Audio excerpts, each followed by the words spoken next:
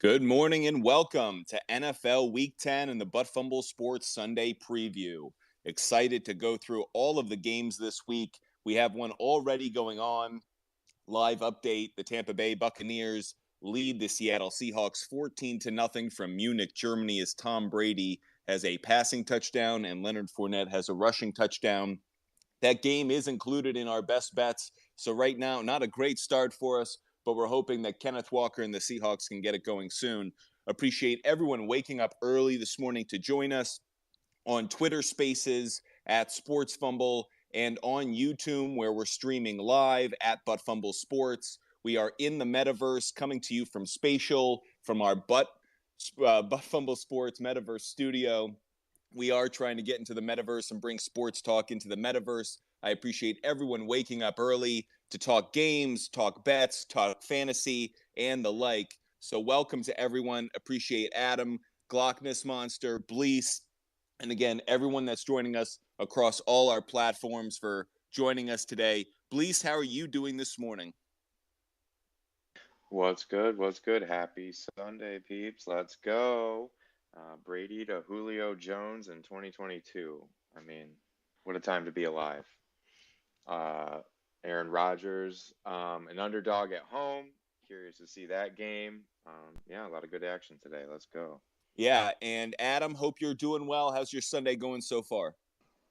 Yeah, okay so far. I got Brady over 40 pass attempts here in the props. He's got 15 so far, so almost halfway there.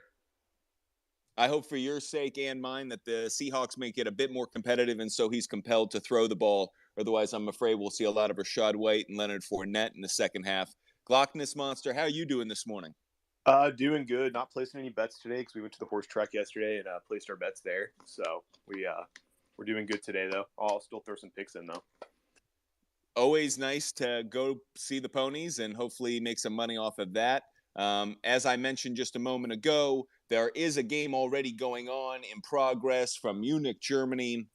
Seattle Seahawks, Tampa Bay Buccaneers. Seattle has the ball. Buccaneers have a 14-point lead as we're closing in on halftime in the next few minutes.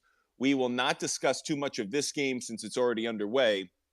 We'll cover the rest of NFL Week 10. Can't believe it's already the 10th week of this season. We are plowing our way through. And to all of those who follow us on Instagram and TikTok at Fumble Sports and on Twitter at Sports Fumble, we appreciate you. We appreciate the follow. Fumble Sports, we want to turn every fan into on-air talent. So everyone in the space, please tweet us out. We would love to get a lot of voices in here, get a lot of different fan perspectives. Blease, what you got for us? I just wanted to point to the fact that you hit a huge milestone today, hitting 5,000 followers on TikTok. That's huge. Just congratulations. You're putting in a lot of work of putting out a lot of sports content on TikTok, YouTube, and Instagram. I don't know if anyone else putting out that much content, truly, if you follow on those platforms, to see how much is being put out on that is truly impressive. And I'm glad to see that because it's being received well. It's awesome. So congrats. Every Monday, Tuesday, and Wednesday, we put out waiver wire picks for fantasy football owners. Every Tuesday, Wednesday, Thursday, Friday, we're putting out start, flex, and sit for fantasy owners. We're giving game picks, and we're putting out daily fantasy now. We're putting out player prop bets. Everything a fan could possibly need. That's what we're trying to provide. But most importantly, as I just mentioned a moment ago, we want to empower every fan out there to join the conversation. So those in the space, those joining us on Spatial, on YouTube, follow us, join the conversation, tweet out, share with friends. We want to empower the every fan to be on-air talent.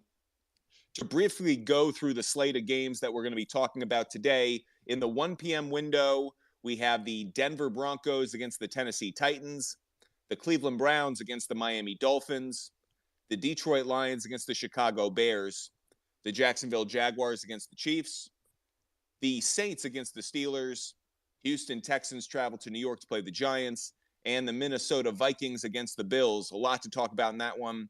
In the 4 p.m. window, Colts and Raiders, crazy set of circumstances surrounding that game. Cardinals at Rams, then Cowboys at Packers in what is the primetime 4 p.m. window game. That's the America's game on Fox. Sunday Night Football is Chargers at 49ers. Monday Night Football, Commanders at Eagles. We will kick off this 1 p.m. slate of games and what we're going to break down by talking about 3-5 Denver Broncos against the 5-3 Tennessee Titans. Where I saw it, the Titans are a 3-point favorite, and the over-under is set at 30 to 39 points. Some gambling notes before we go around and break it down for you. The Broncos are 2-5 against the spread in their last 7 road games. The Titans are 6-0 against the spread in their last 6 games overall. The home team is 4-0 against the spread in their last 4 meetings. The under is 4-1 in the last 5 meetings between the two, and the under is 5-0 in the Titans' last 5 games overall. Glockness, we'll start with you. What are your thoughts for Denver Broncos at Tennessee Titans? I think Titans take this one easy. They've got a stout run defense. Denver has no offense outside of the run game at the moment.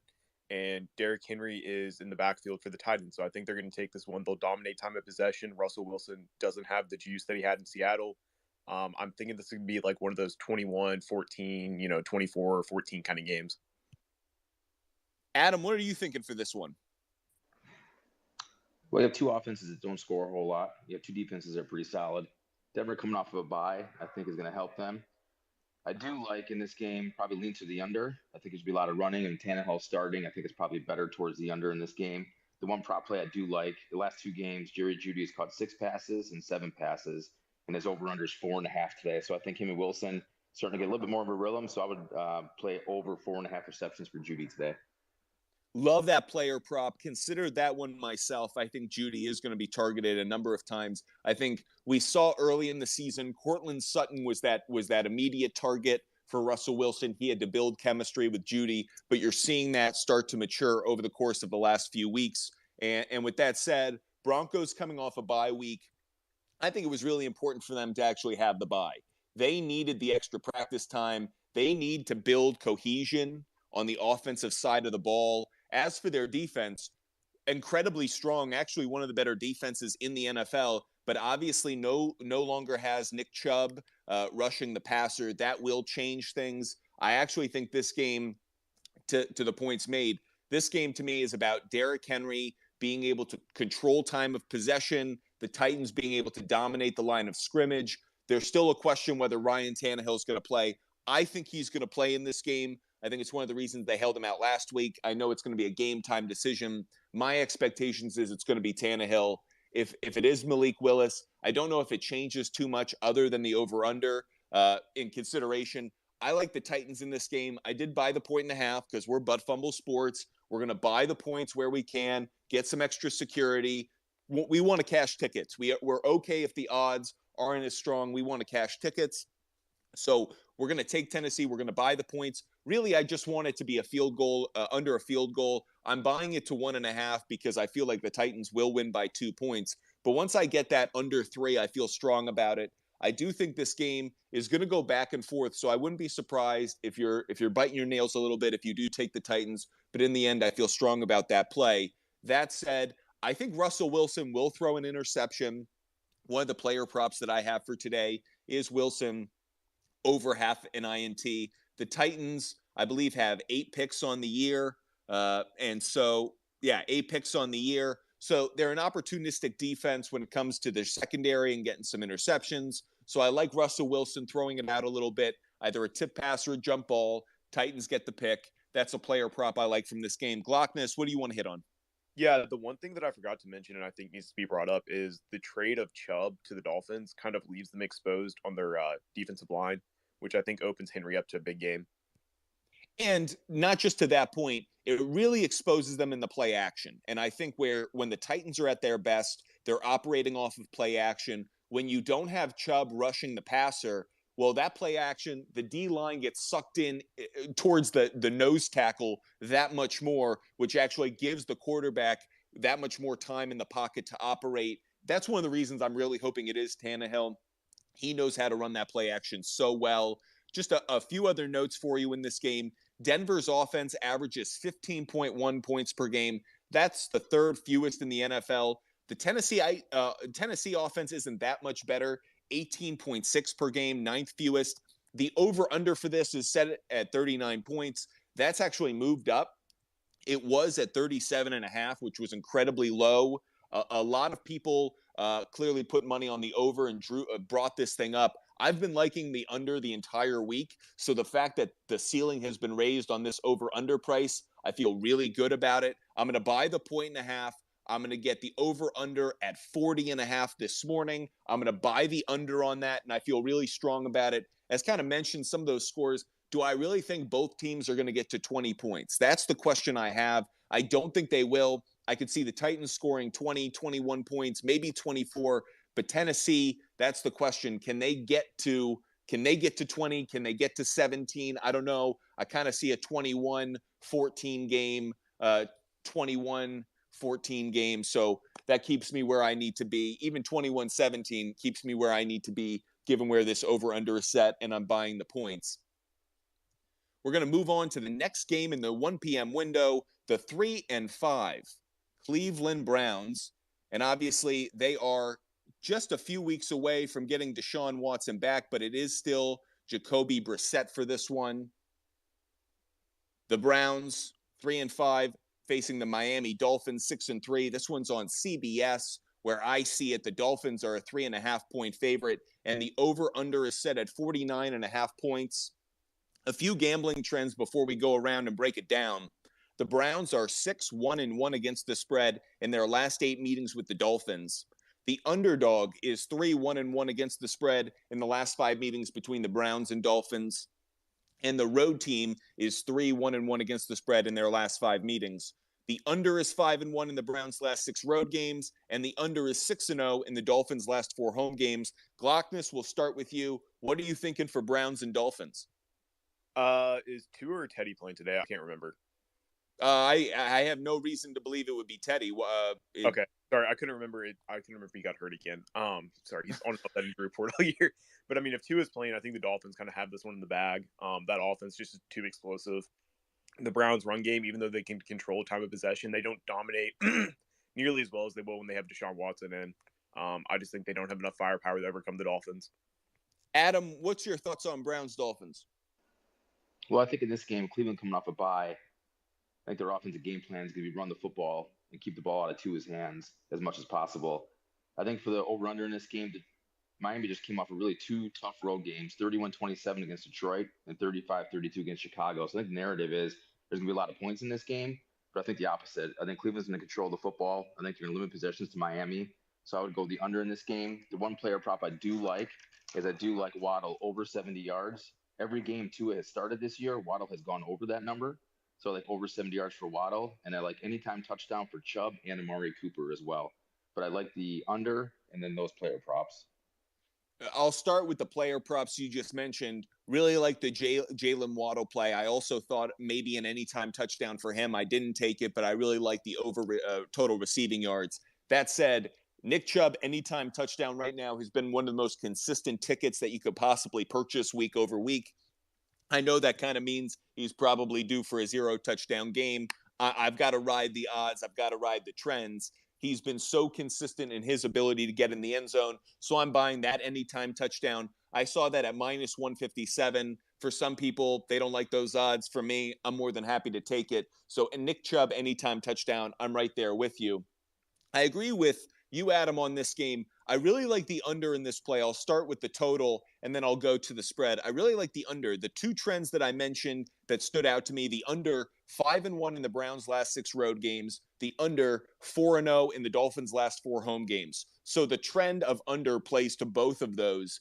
Given to the comments made a moment ago, how the Browns have to approach this game if they're going to win, time of possession, controlling the football, limiting the time Tua is on the field and is attacking. This is a Nick Chubb, Kareem Hunt game if there ever was one. I think the weather that blew through Florida earlier, Miami earlier this week, has lifted and gone up the East Coast. If we can get weather reports, wonderful from those in the audience. But that said, I feel really good about the fact that there is going to be the opportunity to run the ball in non-sloppy conditions, which I actually like. I don't want to muddy it up. I actually think that's going to help Chubb in this game. So I like the under in this because at 49.5, I buy that up to 51. Do I feel that both of these teams, I feel like the Dolphins offense can get there. Do I feel like the Cleveland offense can contribute? Nope. So I like the under 51 points after I buy the 1.5 and raise that ceiling.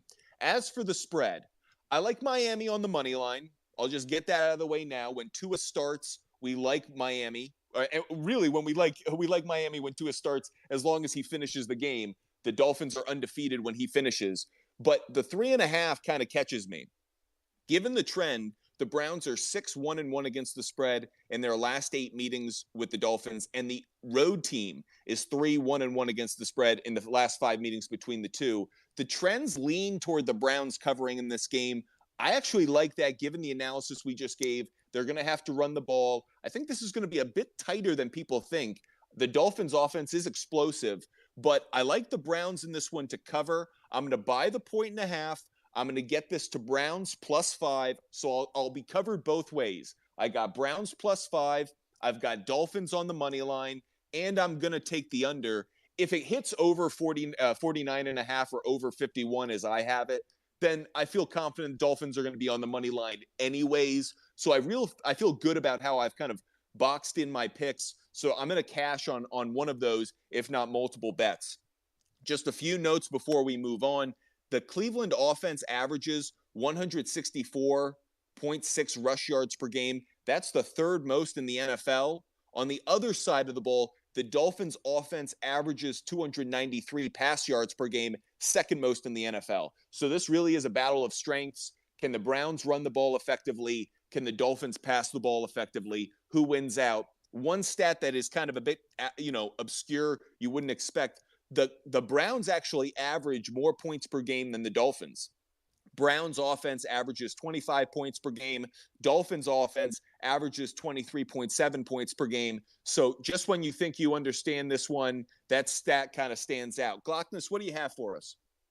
Is that still the same when you isolate games that only 2 is played in? Because I feel like if you have games that only 2 is played in, the Dolphins are averaging significantly more. No, that's their total offense. But I'm not going to take out when Teddy Bridgewater or when Tua is playing, because that is their offense. That's their scheming, that's their blocking. I understand your point. You're probably right. When Tua is playing, their ceiling is that much higher. But I do have to take into account that that 2.5 game stretch where he wasn't playing. I do feel like that's valuable information. I get your point, but it also speaks to if Tua is not on the field, how quickly does that production come down as they go to a Teddy Bridgewater to a backup? I also think something else that we need to consider in this game is the addition to Chubb on the Dolphins defense, and how that's going to impact their run defense as well.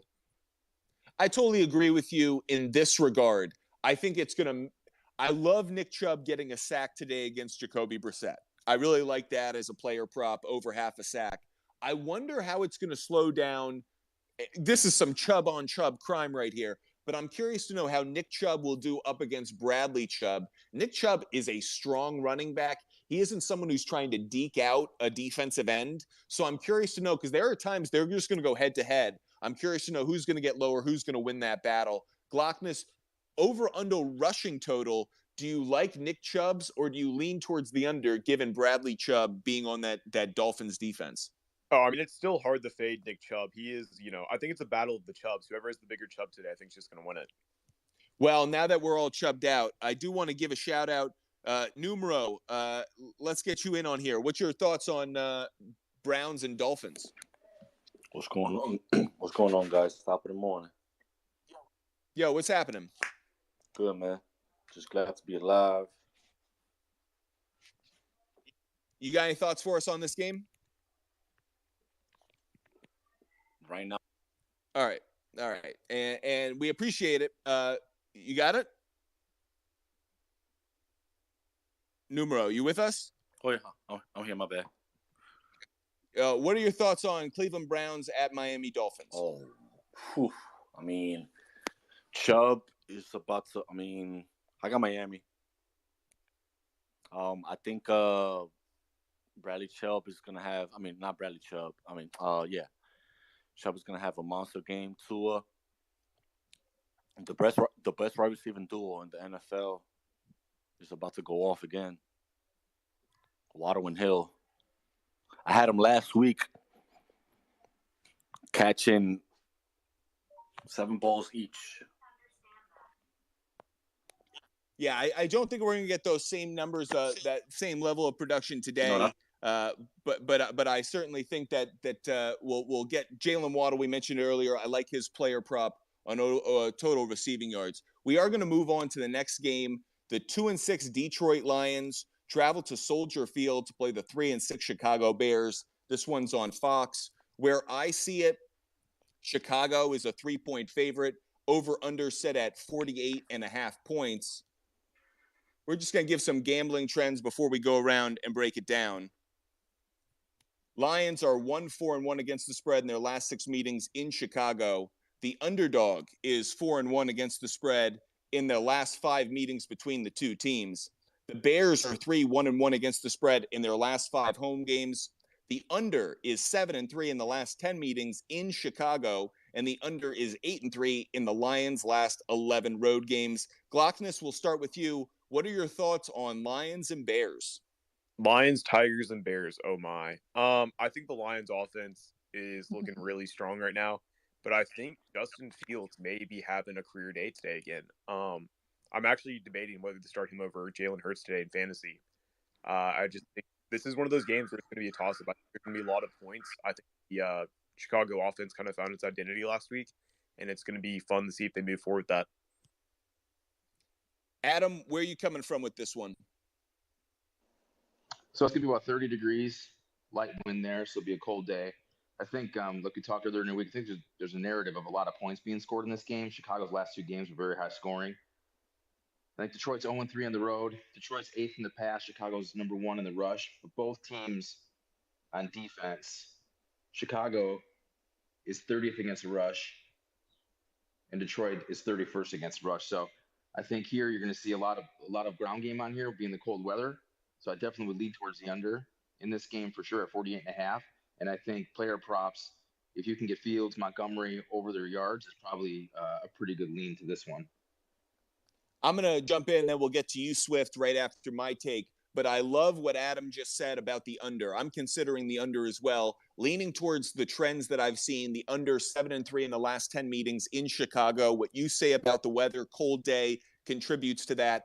And to Glockness Monster's point, I like Justin Fields today. I like him. One of the player props I like, over total rushing total. I think he's going off at 62.5 rushing yards. I like the over on that. Justin Fields, his legs have become such an important part of this Bears offense. I think they're going to double down on that. Eberflus is going to continue to rely on that. So I don't think they're going to go away from it. The Lions, they give up a lot of passing yards, but their secondary is so bad. I actually think that opens up the opportunity for some rush yards too. Justin Fields last week showed us he can get that rushing total in one dash to the end zone. He has the ability. I do like the Bears in this game, but I'm going to wait just a second to go through this. Bears right now are 3-point favorites. I want to buy the 1.5, bring it down, get Bears -1.5. At the same time, I want to buy the 1.5 and take the Lions. I think this is a 3-4 point game in the end. So I like both of these teams depending on where I get them. If I get Bears -1.5, and if I get Lions +4.5, once again, I'm hedging myself. I feel good about both bets. Both tickets can cash. I lean towards the under. I'm buying the 1.5 and getting that at 50 points. But that said, I'm playing both teams, but I'm leaning each way as I buy the points. Glockness, before we get to you, I promise Swift we get to him. Swift, what are your thoughts on Lions and Bears? Come on. My town, my Bears. It's going to be a good game. Yes, under. If they don't get any rushing going, it's going to be a very hard day for the Bears. Yeah, Detroit's secondary sucks, but Justin Fields lately has not been able to complete his passes. So my hometown, I love the Bears, going to go with the Bears, but definitely taking the under. And Fields can do it on his legs, but he needs that arm, man, and he ain't showing that arm yet lately. Glockness, what are your thoughts? Oh, I just wanted to pose a question. Like I said, I was debating between Hurts and Fields. I don't know if you had an opinion on that. I saw you had Fields on your DFS card. I would lean towards Fields right now, and that for me is more of a matchup. For me, it really has to do with the Lions defense. I think the Lions just had their Super Bowl. Whenever a team that is a sub 500 record gets a big win against a divisional opponent as an underdog, I always feel like the following week they always lay an egg. I think of the New York Jets. That they've done this in weeks past where they had a big win, then they lay an egg against the Patriots. You see this in divisional games like this. So part of me thinks the Lions go on the road after they just beat Aaron Rodgers. They get this great defensive performance. They got really lucky. Let's not forget, the Lions got 3 interceptions inside the red zone, 2 in the end zone. If Aaron Rodgers doesn't poop his pants, the Packers probably put up, if not 14, 17 or more points on those 3 drives. So there's a part of me that thinks the Lions, this is where I've got to I have to be mindful of the longer or the larger sample size. The Bears right now, their offense is emerging week by week. Last week, the Lions' defensive performance really is an outlier. Statistically, the Lions' defense allows 29 points per game, most in the NFL. And Chicago's offense averages the most rushing yards per game, 195. The only reason I'm hesitant about Fields is because I also think it's going to be a big game for David Montgomery. So the question is, do those red zone touches, do those scoring opportunities, do they go to the running backs as opposed to Justin Fields? I still think the problem is Jalen Hurts is an MVP candidate. And so you're always like, oh, I don't want to go against someone who's having such a great year. I would go Justin Fields, though. I think he will outscore in fantasy at least Jalen Hurts for this week. So that's kind of where I'm leaning. But with Detroit's pass pressure, if they don't get any pressure on Fields and just give him all day to throw, he'll just have a field day. Well, I think the Lions will get decent pressure. I mean, Hutchinson rather is showing that he has the ability to get off the edge and put some pressure. But what we saw last week, when Justin Fields gets pressured from the edges, what does he do? He steps up and he runs, and he can take off. So for a number of reasons, I like Fields today, in part too, because if Fields isn't getting the passing stats or passing production in fantasy, he's gonna be able to get it on the ground with his legs. So with that said, I just want to give a shout out to everyone who's in the space: Swift, Glockness Monster, Blease, Adam, RMB, Tyler, Caleb, and I Fly DeFi. I appreciate you showing up this morning. Appreciate everyone showing up. If you want to follow us at Sports Fumble on Twitter, at Butt Fumble Sports on TikTok, Instagram, and on YouTube. We're streaming right now in the metaverse. Going through this slate of games, obviously having a lot of fun talking about these games. The next one up on our slate is the Jacksonville Jaguars, heavy underdogs in this one as they travel to Kansas City to play the Chiefs. Jaguars are 3-6. Chiefs are 6-2. This game is on CBS. Chiefs are 9.5-point favorites, where I see at the over-under 51 points. I'm going to give some gambling trends before we go around and break it down.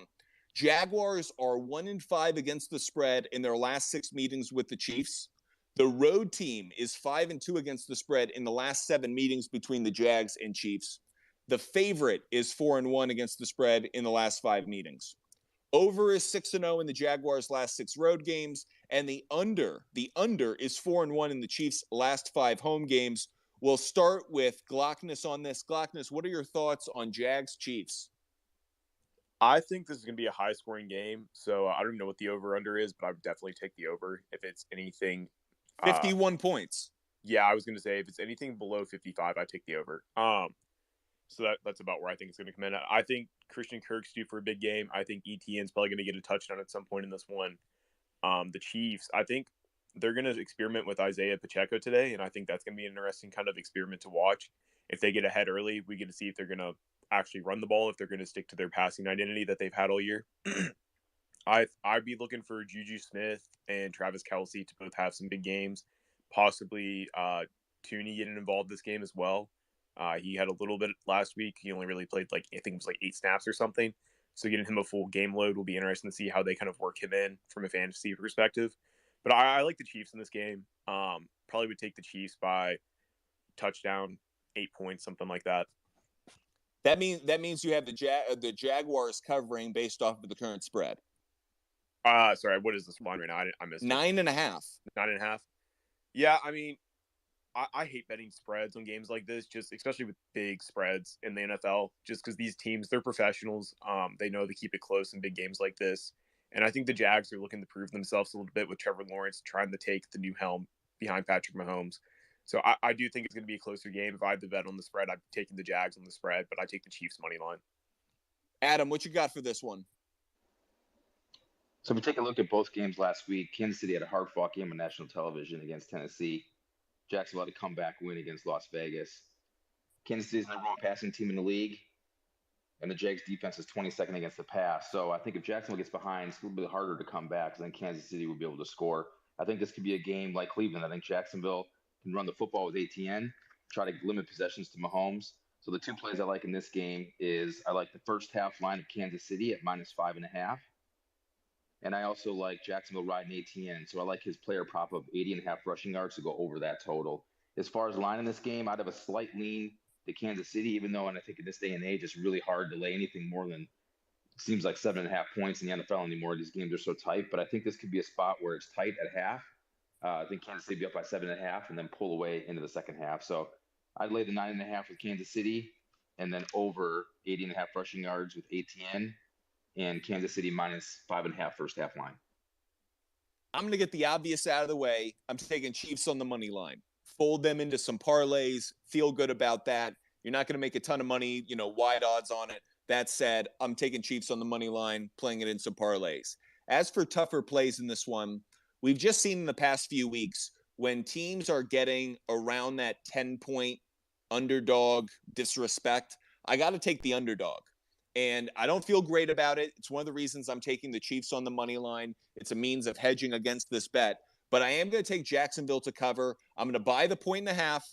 Right now it's at 9.5. I'm going to bump that up and get Jacksonville at +11.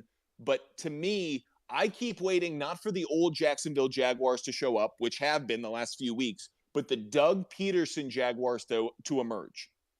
Doug Peterson, I have so much faith in you as a head coach. I have to believe at some point the Jags are going to round the bend and they're going to start to mature and just play slightly better, just slightly. And to me, this is one of those opportunities.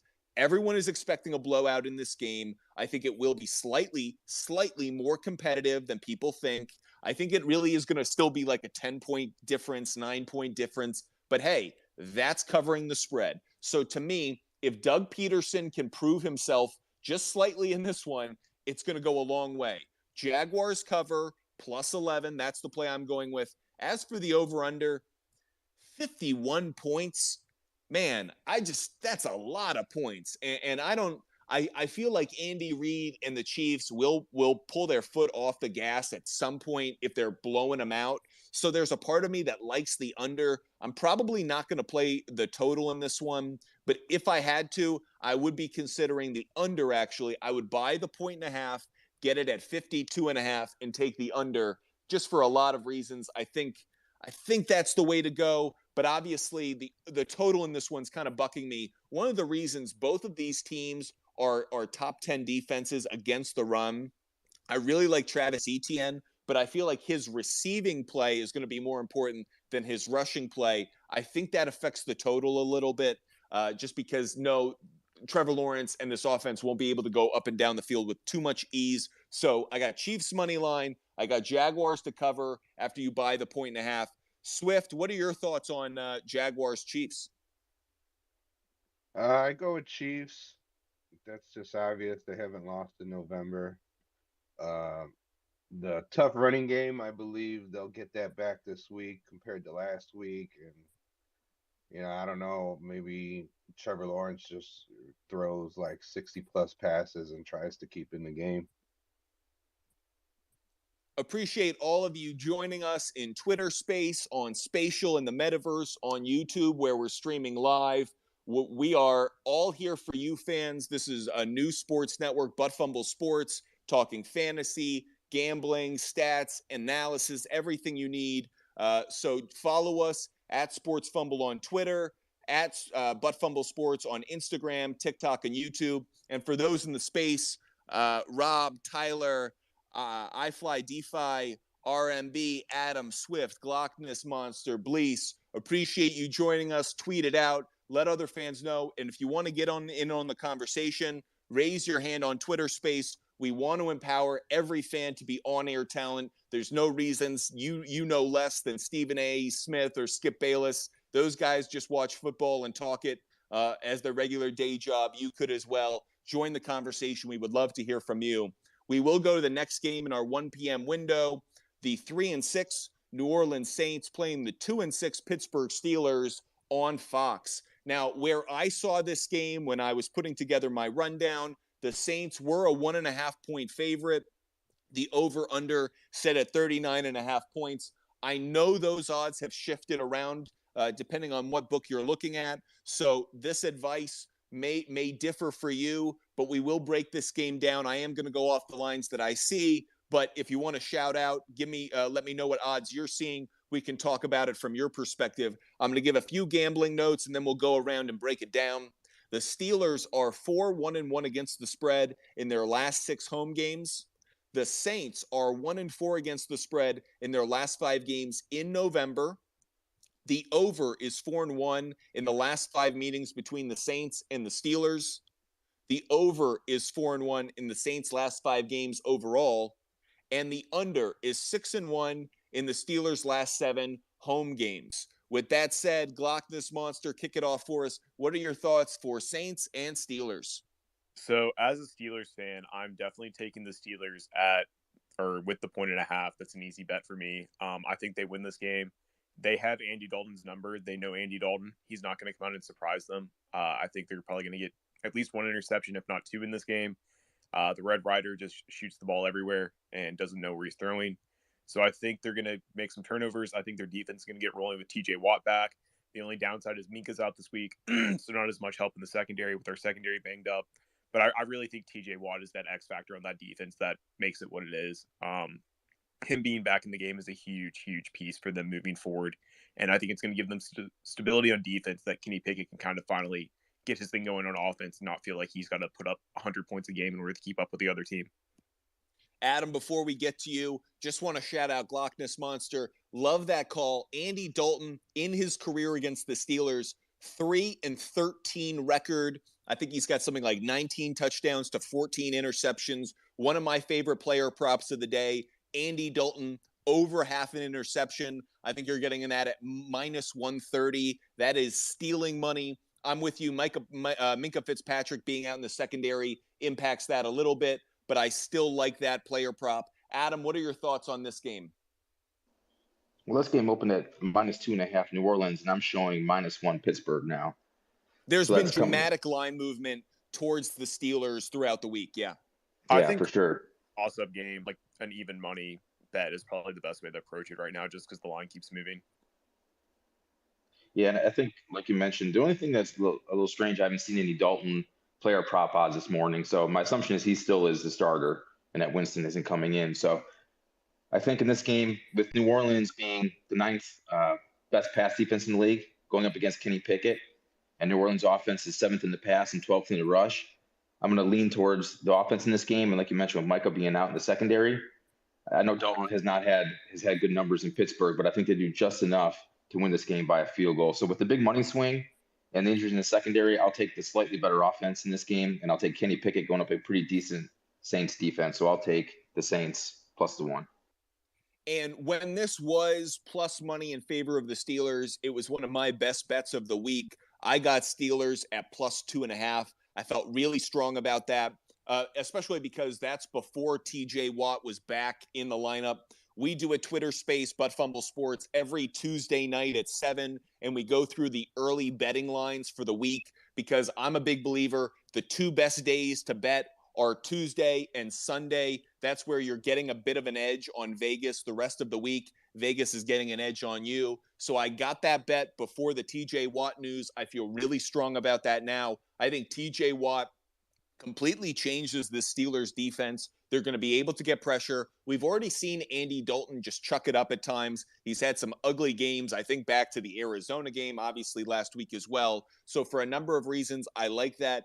I also like, again, I mentioned this with another team. I like the fact that the Steelers are coming off a bye week. I think it's really valuable to get Kenny Pickett some extra reps, allow him to get some more familiarity with his wide receivers. I also think Najee Harris, people have mentioned to me, he's dangerously close to that Trent Richardson line of you are becoming a disappointment despite being a first-round pick.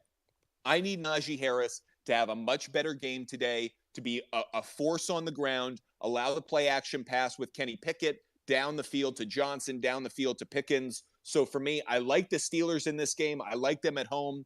I'm not going to touch the total, 39.5. I could see the over going off. I can see the under going off.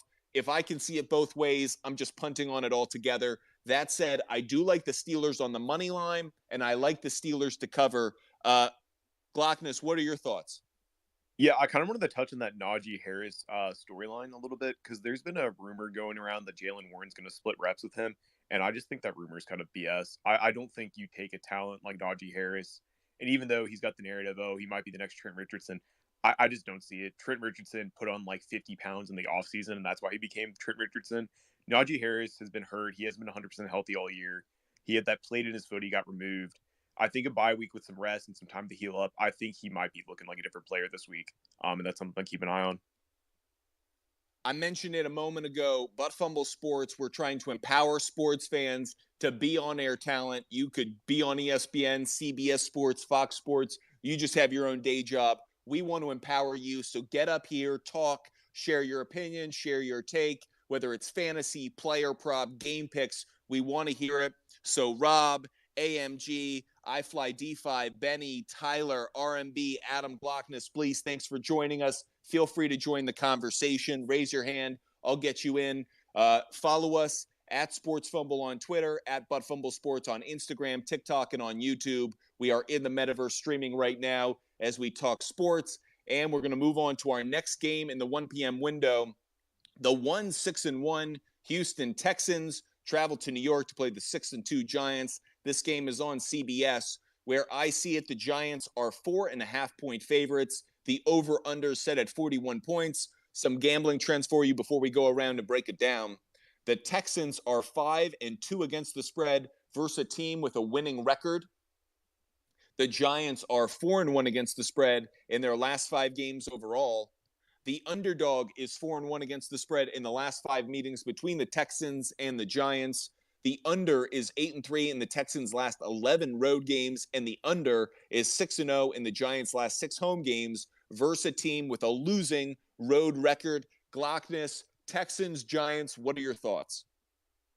I just don't see this game going anywhere besides the Giants' favor. The Texans just are a clusterfuck right now. Brandon Cooks just got stripped of his captain title because he said he wanted to get traded.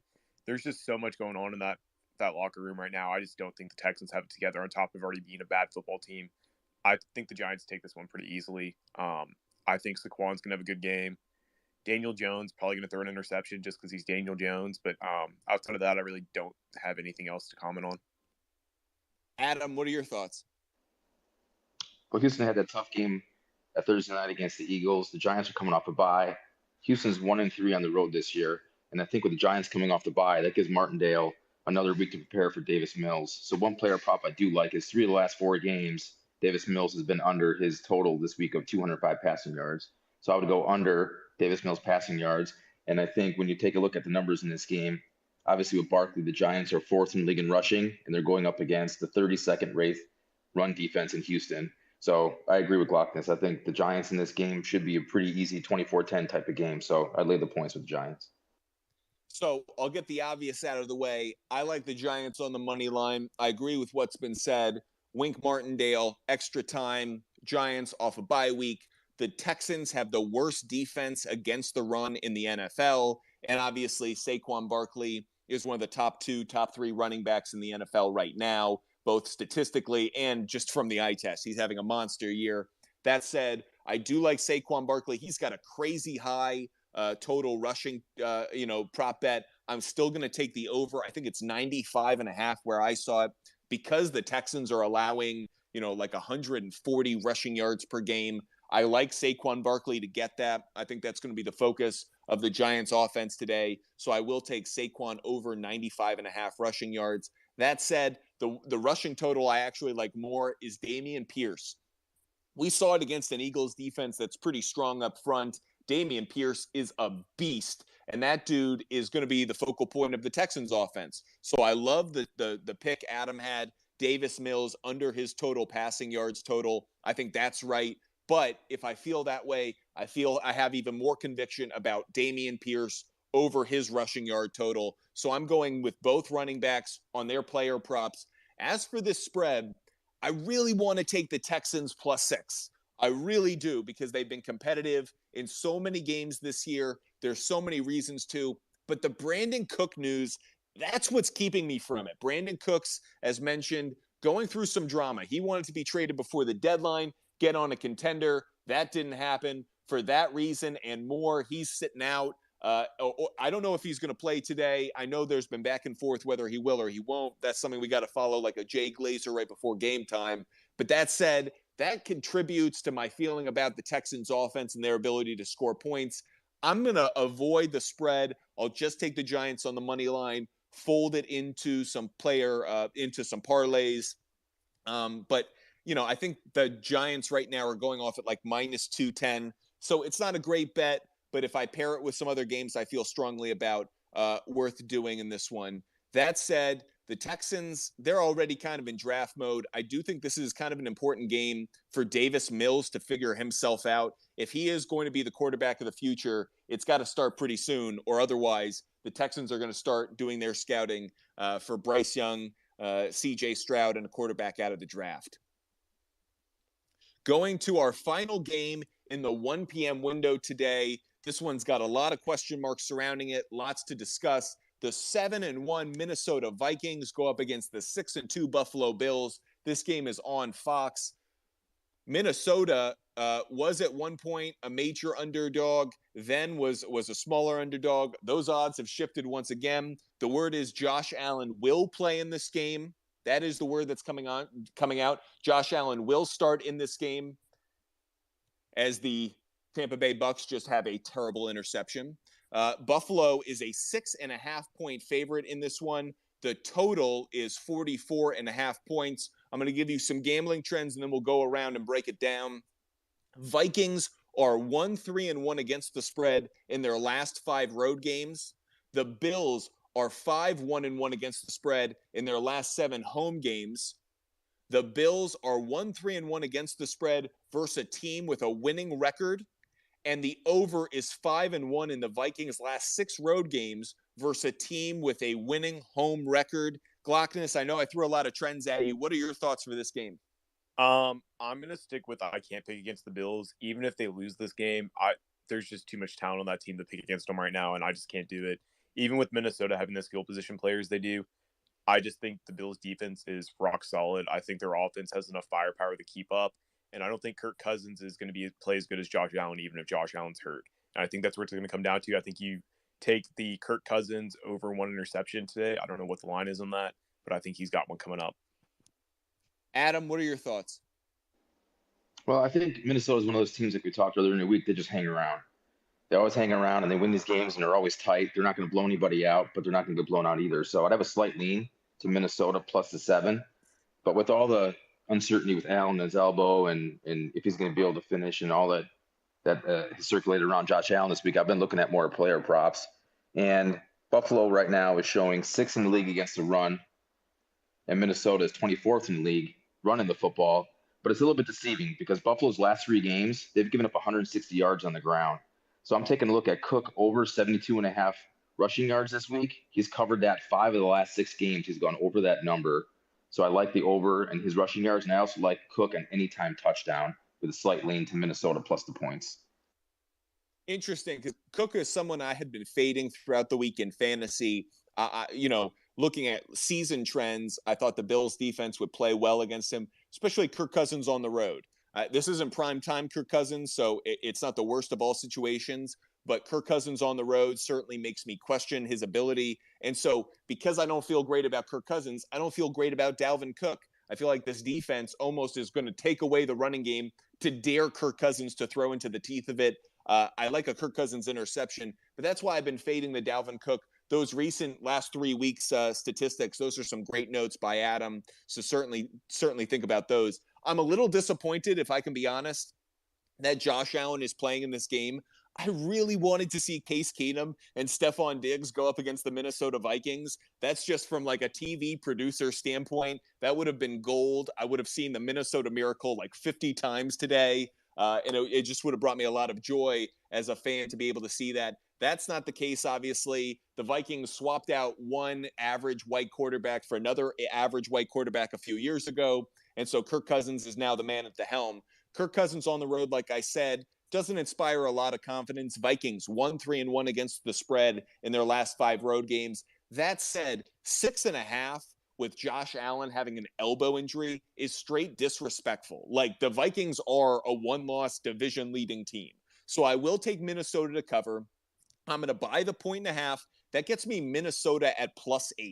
I'm going to take that. I know it's in Buffalo. I know those fans are going to be rabid, but Josh Allen isn't the Josh Allen we think he is. Until I see otherwise, I feel pretty good about that bet. I will take Buffalo on the money line. That's one of the ways I kind of hedge this. I take Minnesota on the money, on the points, or on the spread rather. I'll take Buffalo on the money line. As for the over-under, I'm not going to touch it, but if I had to go in one direction, I'd lean towards the under, because that does speak to Kirk Cousins struggling on the road. It does speak to Josh Allen not being his MVP self. So there's a part of me that wants to lean the under. But for a number of reasons, I'm kind of avoiding this game. I really didn't understand what was, Vegas was going to put out during the week. I was waiting to hear injury reports.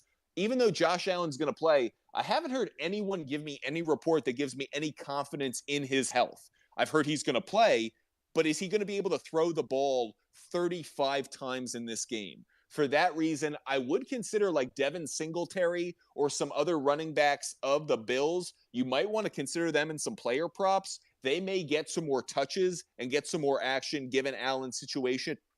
Glockness, I saw you had your hand up a moment ago. What do you got for us? Glockness, any thoughts? Okay, maybe not. That said, if anyone does want to get up here and speak, feel free. Just raise your hand. Happy to have you join the space. But Fumble Sports, we want to democratize sports media. We want to make it accessible to everybody. We want to turn the every fan into on-air talent. We think your takes are just as good as the people on television. So raise your hand, join the conversation. Glockness, we have you now. What are your thoughts? Yeah, sorry, the space rugged me. I couldn't hear you there for a little bit. I did want to point out that Hines being in the backfield with Josh Allen, even with a hurt elbow, if they get pressure on him, he has that dump out route now that actually somebody can catch the ball. Singletary wasn't as reliable, and I think Hines is probably due for a big game if Josh Allen's legitimately hurt and can't throw the ball deep. I love that call. I'm not big on Hines today from a fantasy standpoint, but from a player prop standpoint, I actually do agree with you, because I think in terms of total receptions and in terms of total receiving yards, that could be a place he gets a lot of play. I think obviously about like a Patriots offense, Kevin Falk, James White, Shane Vereen, these guys who, to your point, when a quarterback's under pressure, he's just got to get it away fast, or there's no one open down the field. All right, I'm just going to dump it off, and it turns into a 4, 6, 10-yard gain just by chunk plays like that. I like Josh Allen, too, doing that more this year than I have in years past, because he's a more disciplined player. There were times in the past couple of years he would just force something down the field. He's smarter than that now. I also think Josh Allen will protect himself in this game. I don't think he's going to put himself in harm's way like we would have seen in past years. I think even he knows if he's healthy, the Bills can go somewhere. If he's not, the season isn't quite the same. I think he's going to be more conservative, smarter. I don't like his total passing yards for this one for just that reason. I think he is going to look kind of 15 yards and in, as opposed to that 15 yards and out that we're expecting or come accustomed to. But for that reason, I'll kind of lean away from this game and lean away from that player prop as well. Appreciate everyone joining us on Twitter Spaces. Follow us on Twitter @SportsFumble. Follow us on TikTok, Instagram, YouTube @ButtFumbleSports. Bleece, Glockness Monster, Adam, RMB, Tyler, iFly, DeFi, AMG, and Rob. Appreciate all of you joining us. If you want to join the conversation, raise your hand. I'll allow you to speak. More than happy to get voices in here. Want to hear from you, the fan. You guys got takes, and I want to hear them. We will go to the 4 p.m. slate of games. The first one, what a crazy matchup this is for reasons that have nothing to do with actual players on the field. The 3-5-1 Indianapolis Colts, led by one Jeff Saturday, are going up against the 2-6 Las Vegas Raiders. This game is on Fox. One note before we get to gambling trends and the like. If you remember in this backstory of this drama, the Colts were going to hire Josh McDaniels to be their head coach. He flakes at the last minute, stays with the Patriots, and that's why the Colts hired Frank Reich. Frank Reich gets fired. They hired Jeff Saturday straight from the ESPN set in Bristol or New York or wherever they were. And now it's Josh McDaniels and the Raiders versus Jeff Saturday and the Colts. If you saw that coming earlier this year, you have greater foresight than I do. Gambling notes for this. I saw this game. Vegas is a 4.5-point favorite where I saw it. That seems a little high for me, even with Jeff Saturday. The over-under set at 41 points. Some gambling notes before we go around and break it down. The road team is 4-0 against the spread in the last 4 meetings between the Colts and the Raiders. The Colts are 1-5 against the spread in their last 6 road games. The Raiders are 4-1 against the spread in their last 5 home games. The under is 8-0 in the Colts' last 8 road games, and the under is 11-5 in the Raiders' last 16 home games. Glockness, we'll start with you. What are your thoughts for this game? Oh boy. Definitely taking the Raiders in this one. I think the Raiders win this game pretty easily. Unless the Colts can put their defense on offense and have them play at the same level that their defense does, I don't think they're going to put up any points. Sam Ehlinger is should have stayed in college. Leave it at that. And I think that Devontae Adams being on the other side, even with Derek Carr and their offensive line being crap, I just can't bet against Devontae Adams when the best opposition receiver is Michael Pittman, who hasn't really proven anything. Even with Waller out today, I still think that I'm probably going to mispronounce this guy's name. Morneau, I think is how you pronounce it. The other tight end is still a solid fill-in there. And on top of that, I mean, Josh Jacobs has been playing out of his mind. I don't know if that continues, but even half of what he's been putting up as of late would probably be impressive to get them over the hump. Adam, what are your thoughts on this one? So this game opened up at -6.5 for Vegas and dropped to 4.5, which seems strange because everything screams Las Vegas in this game. Now, I will say the last 2 weeks I have bet against Indy for the simple fact of Sam Ehlinger. So I had Washington and I had New England against them, and those were easy covers because Ehlinger is so poor. Taylor is off the injury report this week, so I think Indy is going to rely on him a little bit more. The one thing that I'm just having a hard time wrap my mind around this game is Ehlinger going to finish the game? Is Ehlinger an Irsay call that he's in there to play the rest of the season? Or with Saturday coming now, does he have the choice to put Foles in? I'm not so sure Ryan would come in. But if Ehlinger struggles in the first half, does Foles come in this game? If it does, I think it's more competitive. So there's just too many uncertainties in this game. I think the under definitely is a play. Indy's trends are always to the under. And like I said, Taylor coming off of injury, a little bit healthier now. They're probably going to rely on him a little bit more to go to the under. And the one player prop I do like in this game is I believe Carr will throw an interception against that pretty decent Colts defense. There's a great clip from years past NFL films. Peyton Manning on the sidelines arguing with Jeff Saturday. And Jeff Saturday says, we got to run the ball. And Peyton says, don't call the frickin' plays. Just do your job. Just block. And Jeff Saturday says, no, we need to run the ball. Well, Jeff Saturday is now in control of the team. He's in control of the play calling. I know they have a play caller, but Jeff Saturday is the man in charge. So you should expect the Colts are going to run the ball today. Their run offense has struggled all year. It's been a major source of disappointment given what we expected from this team preseason. Expect Jeff Saturday to put his foot down, and this team is just going to run. I don't know if they'll score 10 points in this game, but they are going to run all day. So I expect Jonathan Taylor to obviously have a decent day and to definitely be the focal point. That said, I do like the Raiders' money line in this game, more so because they're at home. As the gambling trends note, the Colts are a bad road team, and the Raiders are a good home team, or at least better at home. I don't feel great about taking the Raiders on a spread at this point. They've just given me so many reasons to lose confidence, but I will take Vegas on the money line. And like others, I'm considering the under. I just think if I buy the 1.5, I get this to 42.5. Where are the points coming from? Unless there's a defensive score in this game, where are the points coming from? I don't see how both teams are scoring 20 points. That said, one player prop I do like, Davante Adams, anytime touchdown. I feel decent about that right now, more so because I think that given how Derek Carr has played, in the last few weeks, I think he understands he needs to earn his job for next year. That's not secure. Where's he going to go for that kind of, security blanket? He's going to go Davante Adams. So I expect Davante Adams, especially in the red zone, to be targeted. We'll move on to the next game. Again, a lot of question marks in today's schedule of games. The 3-6 Arizona Cardinals going up against the 3-5 Los Angeles Rams. This one's on Fox, where I saw it. The Rams are a 3-point favorite. The over-under set at 43.5 points. What's the status of Matthew Stafford? What's the status of Kyler Murray? Both seem to be game-time decisions. I think we'll see Kyler Murray. I don't know if we'll see Matthew Stafford if he makes it out of concussion protocol in time. That will be a last-second decision by Sean McVay. If you have him in fantasy, certainly avoid him because by the time you get the news, it'll be tough to put in a backup that you'll want. That said, some gambling notes for you before we go around and break it down. The Cardinals are 10-4 against the spread in their last 14 road games.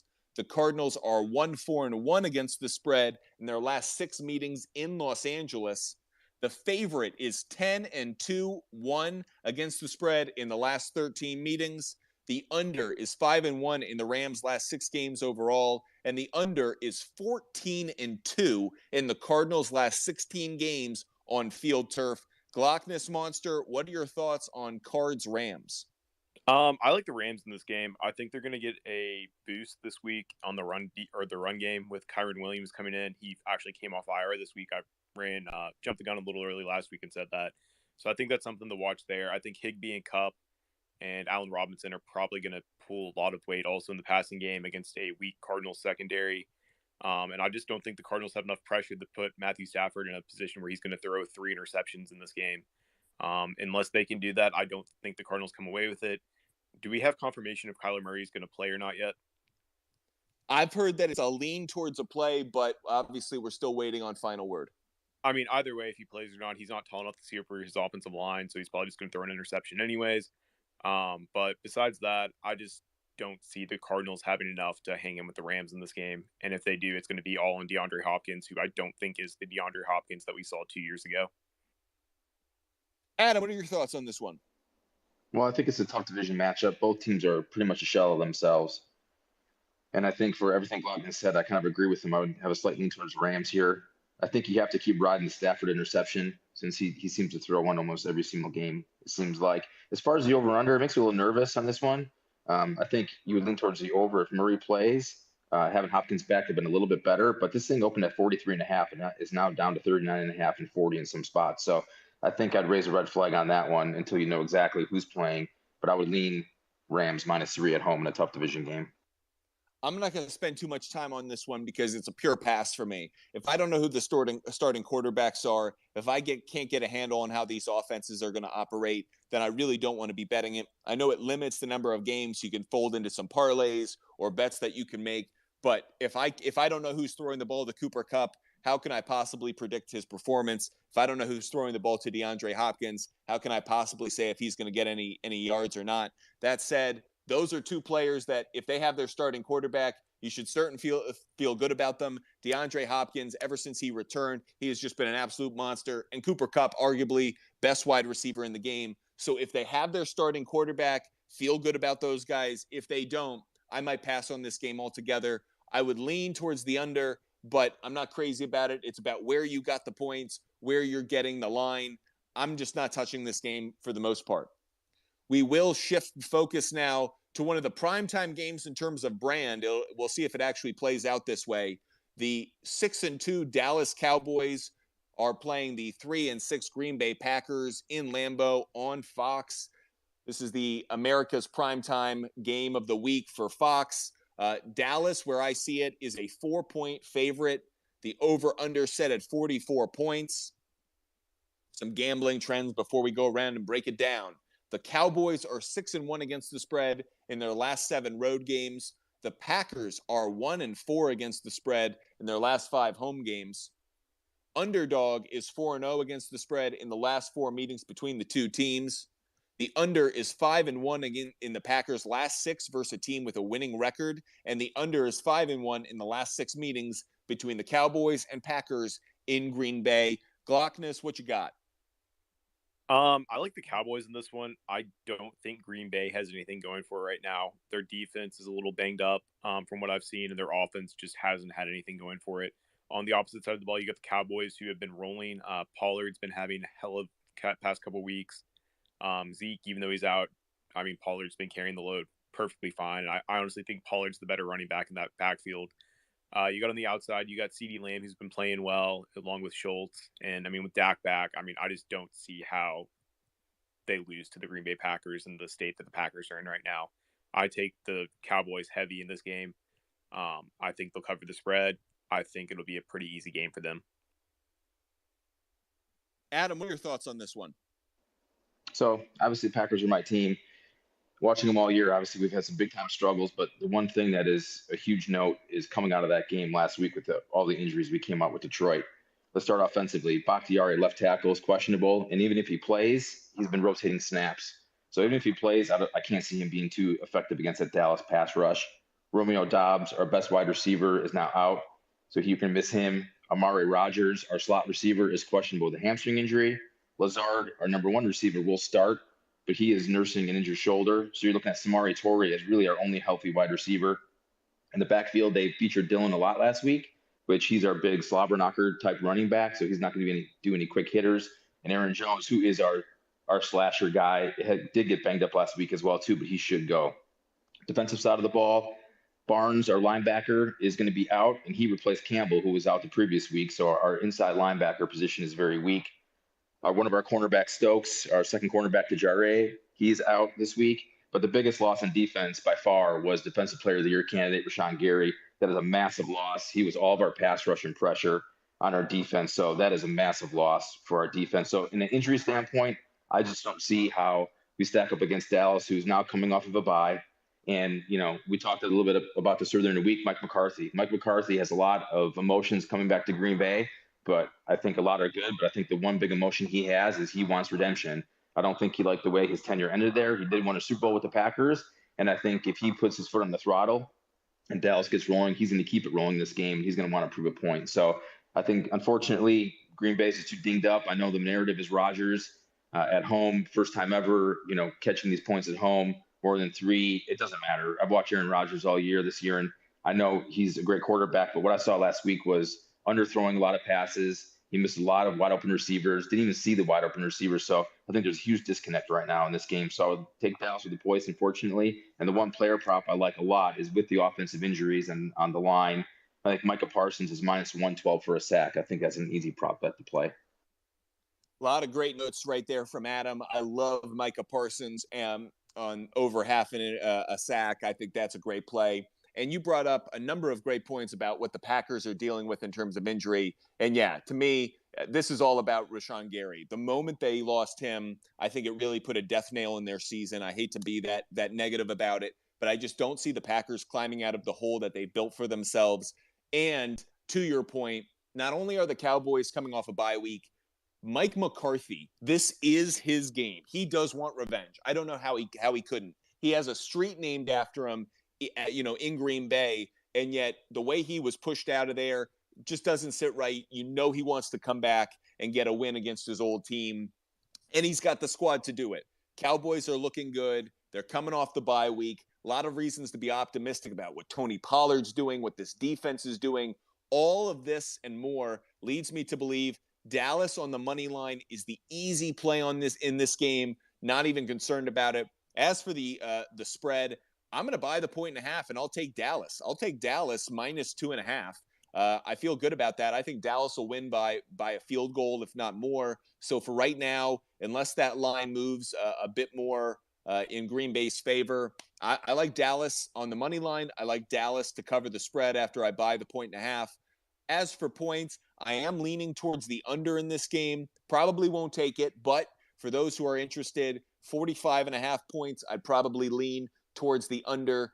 That said, that is the last game in our 4 p.m. window. The last game we'll talk about today is the Sunday night football matchup between the Los Angeles Chargers and the San Francisco 49ers. The Chargers come into this game 5-3, 49ers 4-4. This game obviously on NBC later tonight. The Chargers, where I see it, are 7.5 point underdogs. So the 49ers are 7.5 point favorites. The over-under set at 45 points. Some gambling trends before we go around and break it down. Chargers are 4-0 against the spread in their last 4 road games. The 49ers are 6-1 against the spread in their last 7 home games. Road team is 4-1 against the spread in the last 5 meetings between the Chargers and the 49ers. The over is 4-1 in the last 5 meetings between the two, and the under is 5-1 in the 49ers' last 6 games following a bye week. Glockness, what are your thoughts on Chargers 49ers?